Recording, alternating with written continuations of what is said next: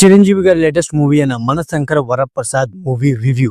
ఈ మూవీ యొక్క పాజిటివ్స్ అలాగే నెగటివ్స్ గురించి చెప్పుకొస్తే, మెయిన్ గా పాజిటివ్స్ గురించి చెప్పుకొస్తే ఈ మూవీలో అనిల్ రావుపూడి గారి డైరెక్షన్, ముఖ్యంగా కామెడీ అనేది చాలా బాగా వర్కౌట్ అయింది.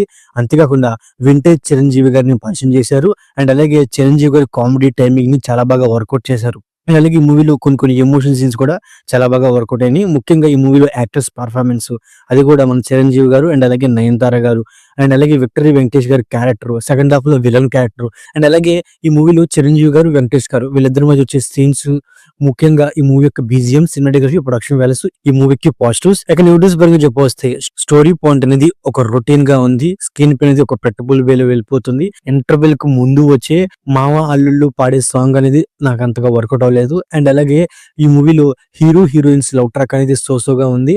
ఈ మూవీలో చిరంజీవి గారు వెంకటేష్ గారు వాళ్ళిద్దరూ కలిసిన సీన్స్ బాగున్నప్పటికీ వాళ్ళిద్దరి మధ్య ఒక బలమైన కామెడీ ట్రాక్ లేకపోవడమే ఈ మూవీకి పెద్ద మైనస్ అనిపించింది అనమాట. సో ఓవరాల్ గా ఇదండి మనశంకర వరప్రసాద్ మూవీ రివ్యూ. నా రివ్యూ నచ్చినట్లయితే వీడియోకి ఒక చిన్న లైక్, అలాగే మన ఛానల్ ని సబ్స్క్రైబ్ చేసుకోండి. Okay, thank you all.